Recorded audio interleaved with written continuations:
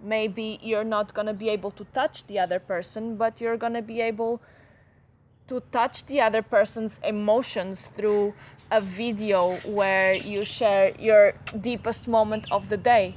I want to get into bed with you, you know? It's crazy.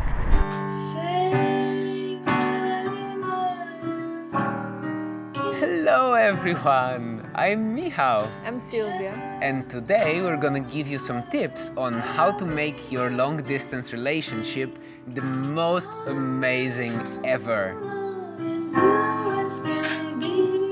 For the first 3 months of our relationship, and it was the beginning, so quite challenging, we did long distance and we experimented with quite a lot of tools that made it not only work but also quite amazing. So we would like to share what we learned with you.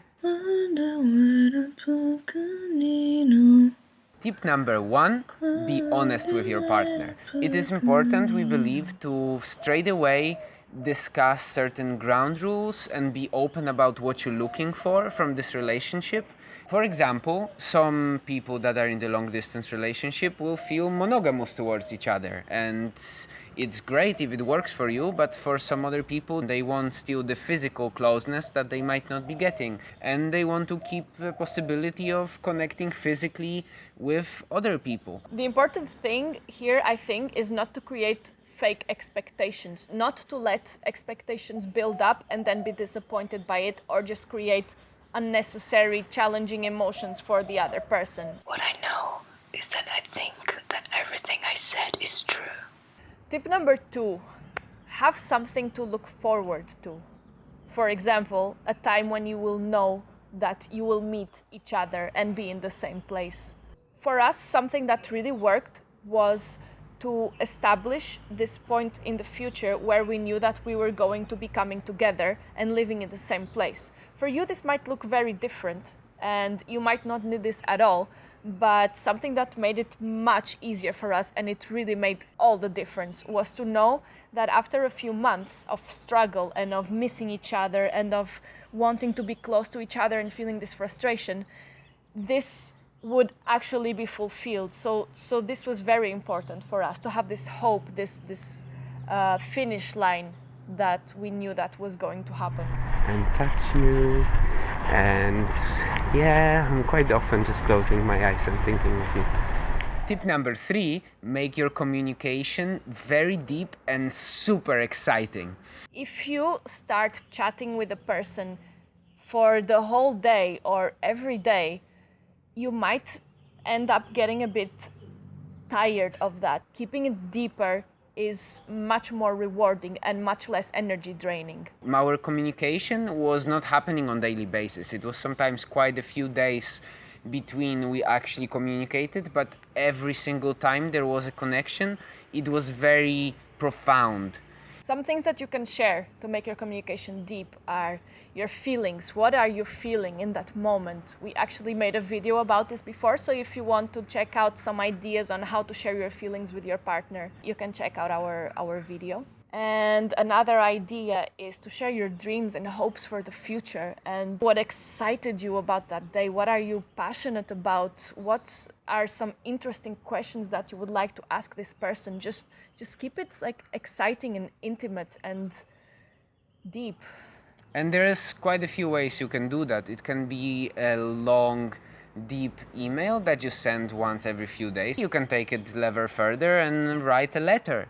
Letters are amazing. Not only they give you, the person who writes, an amazing opportunity to connect with yourself and go deeper, and then you're sharing your deepest thoughts with this other person.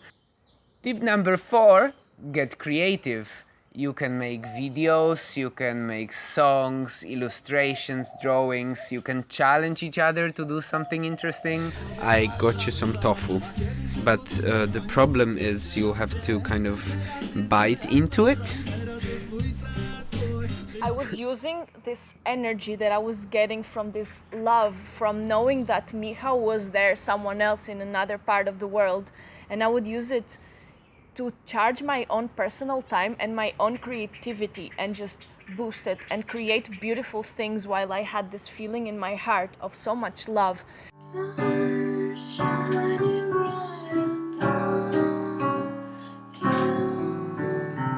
every time I received something from Silvia, be it a poem, a video, a song, a letter, I could feel falling in love with you much more and more and more. It was like magic. And I wrote so many poems, I made so many videos, I danced and filmed it and sent it to Michal. Sometimes it was just pure fun and silly, like our poem about potatoes. I like potatoes.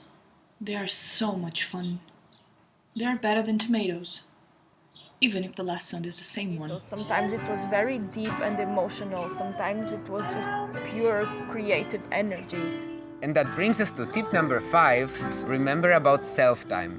It's so important to be in balance with yourself first and foremost, and then bring this energy, this wholeness into your connection with the other person. If you keep this messaging meaningful and deep and not happening all the time, you're not building an addiction or the other person. It allows you to connect deeper with yourself and with the other partner, but still gives you self-time for your own growth, for processing what's happening. How is this love affecting your life? Is this a person you want to be with? So what is it that you want from a relationship? Is it support? Is it intimacy? Is it fun? Whatever it is, just find a way to adapt this to long distance.